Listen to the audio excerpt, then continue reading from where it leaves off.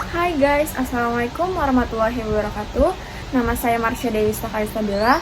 Saya dari kelas 12 MIPA 3. Di sini saya akan menjelaskan ancaman disintegrasi pada tahun 1945 hingga sampai tahun 1965. Stay tune ya guys. Bye-bye. Ancaman disintegrasi pada 1945. Disintegrasi bangsa adalah sebagai masalah serius yang mengancam negara, terutama yang multikultural seperti Indonesia. Bisa disebabkan oleh konflik sosial dengan dampak seperti diskriminasi, konflik sara, dan bahkan membentuknya bangsa baru.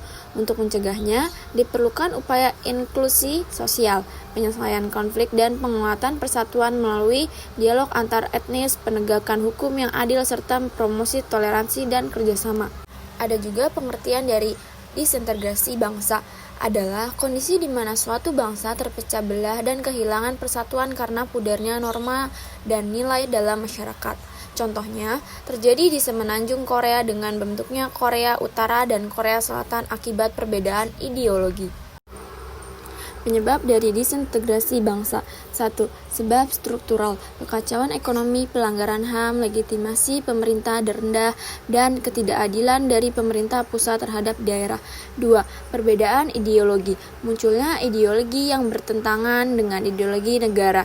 3. Terhambatnya kemajuan ekonomi, kesulitan ekonomi, dan tingginya pengangguran negara. 4. Sebab internal, pemahaman nilai budaya yang tidak tepat dan perilaku intoleran. 5.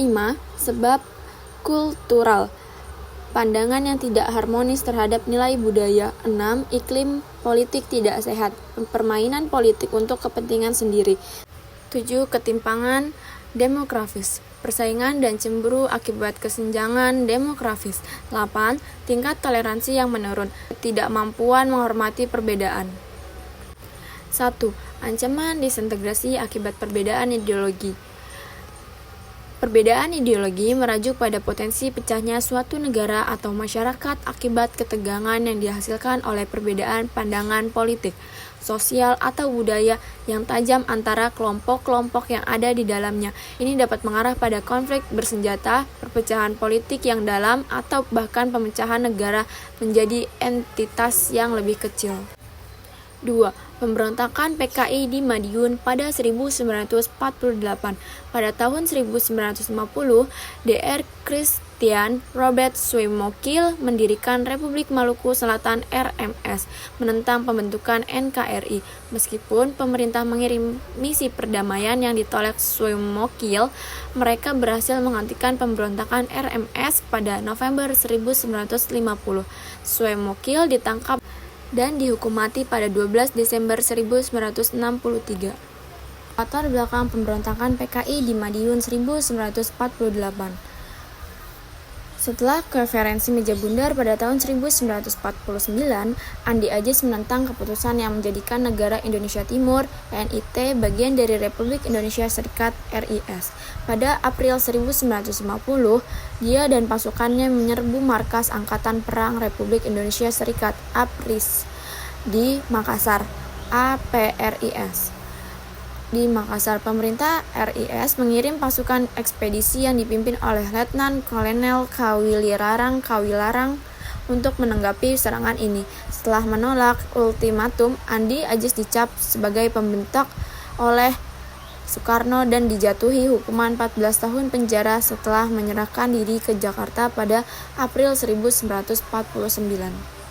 Yang kedua, jalannya pemberontakan. Pada September 1949, PKI melancarkan pemberontakan di Madiun, Jawa Timur sebagai respon terhadap kebijakan pemerintah Republik Indonesia.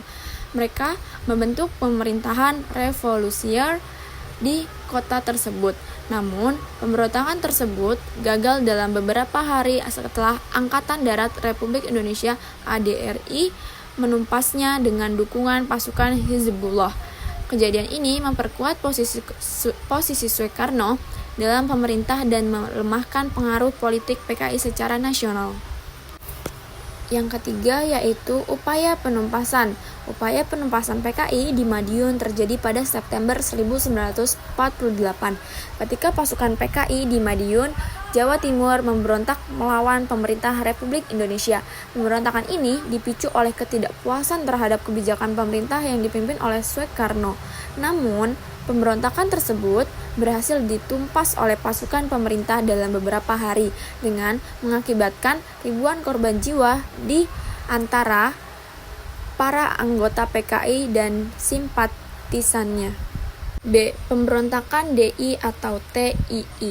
Pemberontakan DI atau TII adalah gerakan untuk mendirikan negara Islam di Indonesia pada tahun 1950-an, dipimpin oleh Darul Islam atau Tentara Islam di Indonesia. Pemberontakan terjadi di Jawa Barat dan Sumatera Selatan karena ketidakpuasan terhadap pemerintah Indonesia. Konflik bersenjata berlangsung selama beberapa tahun sebelum berhasil ditumpas oleh pemerintah melalui operasi militer dan diplomasi. C. Pemberontakan G30S atau PKI. Gerakan 30 September atau PKI adalah percobaan kudeta yang terjadi di Indonesia pada 30 September 1965 yang melibatkan sekelompok perwira angkatan darat yang diduga terkait dengan PKI. Upaya kudeta tersebut gagal memicu reaksi keras dari pemerintah yang mengakibatkan pembunuhan massal terhadap anggota PKI dan simpatisannya. Sekian dari saya, kurang lebihnya mohon maaf. Wassalamualaikum warahmatullahi wabarakatuh.